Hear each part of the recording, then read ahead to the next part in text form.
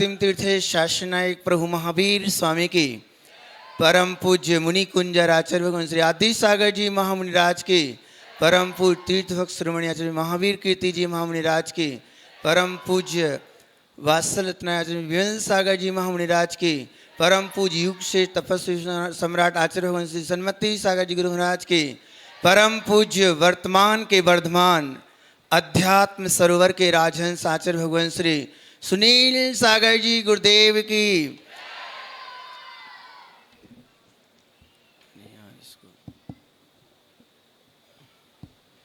उपस्थित धर्मस्नेही प्यारी प्यारी भव्यात्माओं,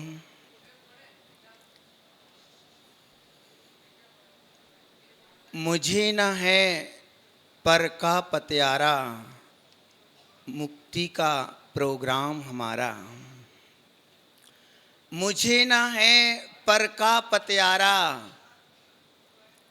मुक्ति का प्रोग्राम हमारा। अगर कोई बीच में आपको छेड़े तो आप उससे कह दो कि मुझे ना है पर का पतियारा, मेरा है मुक्ति का प्रोग्राम हमारा। जब कोई आपके बीच में कोई राग की बात छेड़ने लग जाए, ज्ञानी, जब कोई आपको संसार की बातें बताने लग जाए, आपकी आत्मा का पतन होने वाले उपाय आपके सामने रखने लग जाए, तो आप उससे बोल दो, मुझे ना है पर का पतियारा, मुक्ति का प्रोग्राम हमारा। हमारा एकमात्र प्रोग्राम है मुक्ति का। बीच में हमें राग देशों में नहीं उलझना है। मेरे में राग भाव मत लाओ, मेरे अंदर राग का परिणाम मत लाओ। तुम्हारी इस प्रकार की चेष्टाएं हमारे लिए व्यर्थ हैं। आज हम दूसरे से प्रभावित हो जाते हैं, दूसरे की चेष्टाओं से प्रभावित होते हैं। दूसरे सोचते हैं कि हम इनको राग में आकर्षित कर लें। ज्ञानी, उनसे कह दो, पहले तो उन राग द्वेषों से कह दो कि हे राग द्वेषों, मैंने तुम्हारा भव में खूब सम्मान किया है, अब मैं तुम्हारा सम्मान करने वाला नहीं। जब थी हमारी अज्ञानता, जब मैंने तुम्हारा खूब पालन पोषण किया, मैंने नाना प्रकार से राग किए, विकार किए, अपनी आत्मा को पतन के रास्ते पर ले गए। पर अब मुझे आत्मज्ञान हुआ है, अब मैं तुम्हारे चक्कर में आने वाला नहीं हूँ। यानी भव से हमने भटकन ही पाई है। ये सौभाग्य है कि इस कलिकाल में भगवान जिनेंद्र का इतना विशाल पंच कल्याणक महोत्सव, जो भगवान जिनेंद्र के स्वरूप का दिग्दर्शन कराएगा। भगवान किस विधि से बना जाता है, एक सामान्य सी आत्मा त्रिलोक पूज्यता को कैसे प्राप्त करती है, उनने क्या पुरुषार्थ किया था, और उस पथ पर चलने वाले आचार्य भगवान सुनील सागर जी गुरुदेव, जो पूरे विश्व में आज प्राकृताचार्य के नाम से जाने जाते हैं, और इतने आदर्शता का जीवन जीने वाले, जिनका जीवन एक अध्यात्म से भरा हुआ है। यानियों, हमें अपना पता कौन बताए? इस संसार में अपना बताने वाला कोई नहीं है। आपने जब से परिवार बसाया है, आपके घर वालों ने कभी ये कहा है कि तुम्हारी आत्मा भगवत स्वरूप है? कभी भी नहीं बताया होगा। और राग ऊपर से किए होंगे, इतने राग किए होंगे कि तुम जो धर्म की थोड़ी बहुत बात सीख के भी मंदिर से आओ तो वो भी भूल जाते होंगे। क्या नहीं, कभी कभी तो याद आते हो कि गुरु के प्रवचन सुन के बात तो सतत यही है, आत्मदृष्टि करना, पर मेरी प्रिय पत्नी छूट जाएगी तो मेरा क्या होगा? इन्हीं पत्नी का आकर्षण, बेटा बेटियों का आकर्षण, संसाधनों का आकर्षण, पुद्गल पदार्थों का आकर्षण हमें संसार की ओर ले जाने वाला है। ज्ञानियों, आज बड़े सौभाग्य से हमें निज ध्रुव आत्मा की कला सिखाने वाले आचार्य भगवान आपके बीच में विराजमान हैं, जो हमें बताएंगे कि तुम कौन हो। आपको आप तो एक हो ना, आप एक हो। ओ हो ज्ञानी, आप एक हो, पर आपको अनेकों नामों से लोग पुकारते हैं। कोई कहता है आप मेरे दादाजी हैं। आप जैसे दादाजी कहते हैं तो आप फूल जाते हो। आह, मैं दादाजी हूँ, मेरी पोती ने मुझे दादा कह के पुकारा है। आपको कोई मामा कह देता है, कोई आपको फूफा कहता है, कोई आपको पिता कहता है, कोई आपको भांजा कहता है, कोई आपको साला कहता है, कोई आपको जीजा कहता है। ज्ञानी, आप हो तो एक, पर आप अनेकों नामों से पुकारे जा रहे हैं। ओ हो ज्ञानी, इन अनेकों संबोधनों को सुन लेना, कोई बात नहीं। ये व्यवहार से अनेकों संबोधन से तुम्हें पुकारा जाएगा। कोई तुम्हें जीजा कहे, साला कहे, बेटा कहे, पिता कहे, सुन लेना, पर एकांत में बैठ करके चिंतन करना कि हे आत्मन, तुम वास्तव में ना तो किसी के तुम जीजा हो, ना तो तुम किसी के साले हो, ना किसी के मामा हो, ना पिता हो, ना तुम भाई हो, ना तो तुम किसी के चाचा हो, ना दादा हो। तुम तो एक चिद्रूप ज्ञायक स्वभावी भगवान आत्मा हो। ज्ञानी, चिद्रूप शुभाओं की जब खबर आए तब तुम समझना मैं उस परम पद को प्राप्त कर सकूंगा। सबकी बातें सुन लो, कोई बात नहीं, पर निज आत्म तत्व की दृष्टि हमें बनानी होगी। हर समय चेतन हमें निश्चय परक दृष्टि होना चाहिए। जब जब भी हम संसार को देखें, जब जब भी हमारी दृष्टि बहिर्मुख हो, वैसे बहिर्मुखी दृष्टि है, पर जब हम बाहर की ओर जाने लगें तो अंतर्मुख होने का ही दृष्टिकोण बने।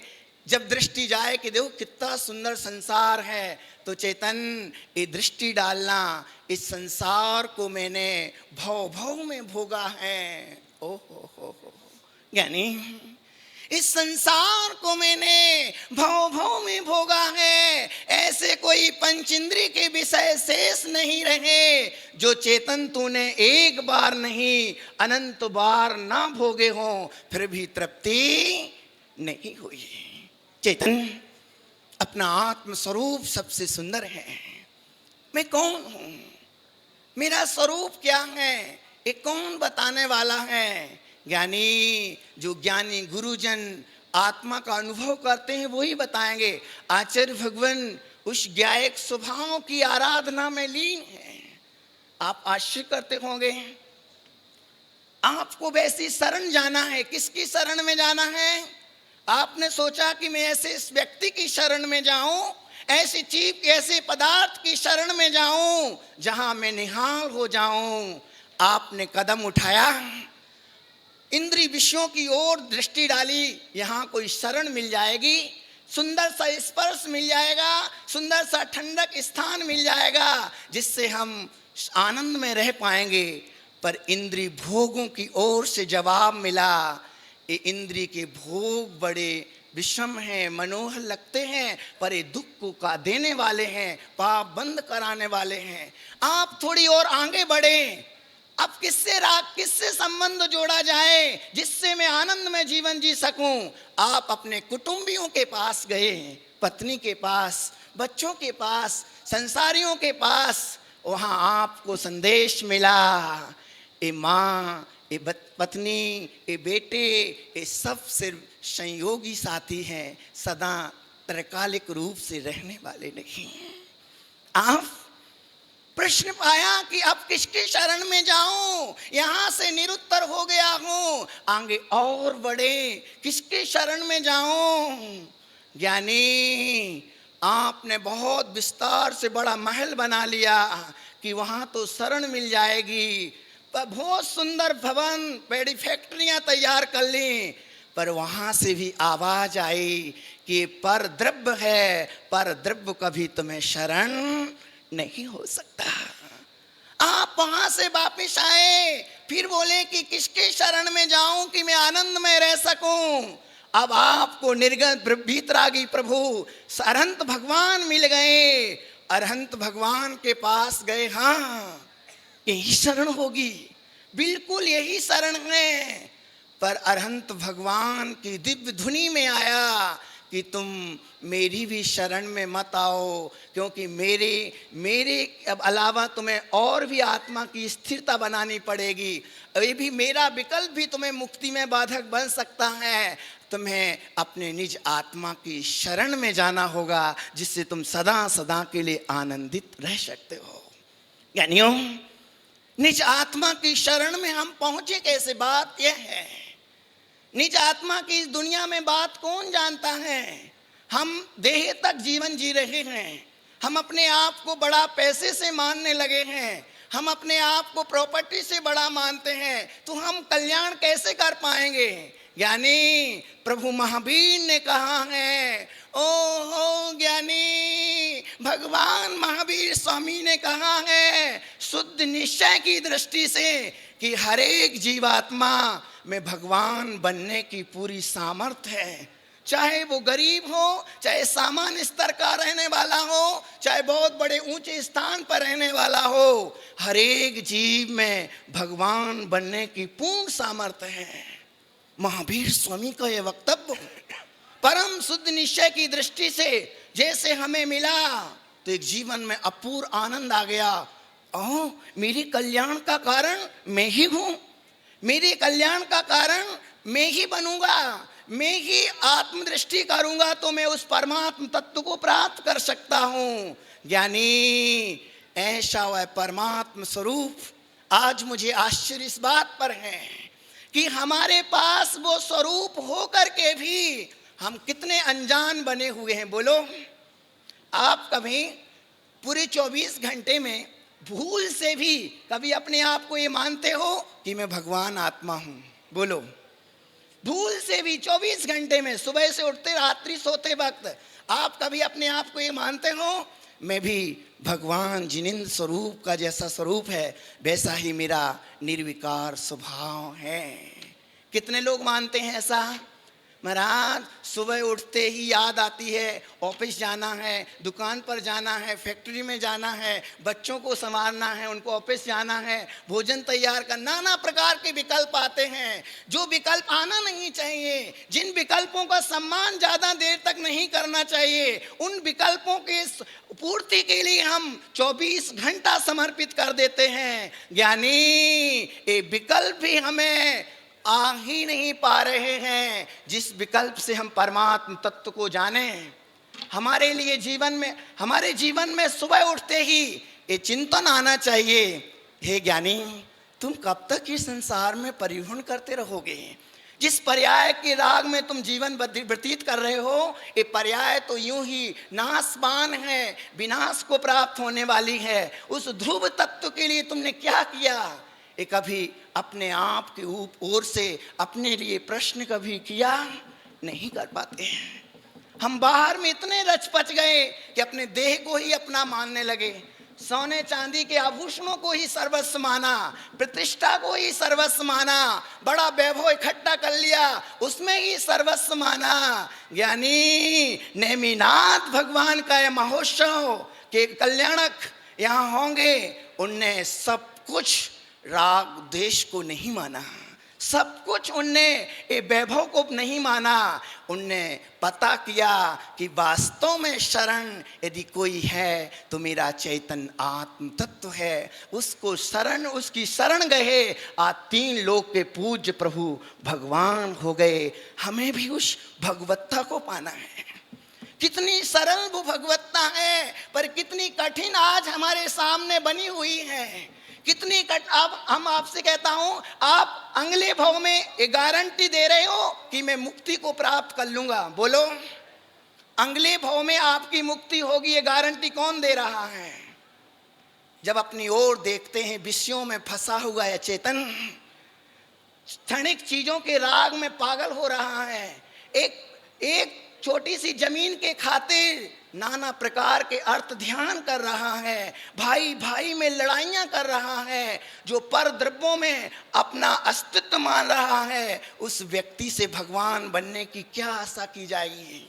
यानी जो सब कुछ छोड़ने के लिए नेमिनाथ भगवान के पास सब कुछ था, पर उनको पता था कि इस वैभव में मेरी समृद्धि नहीं है, इस वैभव में मेरा कुछ नहीं, वास्तविक वैभव तो मेरा चेतन स्वरूप है।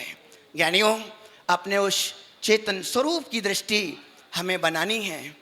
पंच कल्याणक महोत्सव में आचार्य भगवान का परम सानिध्य आप सबको प्राप्त है।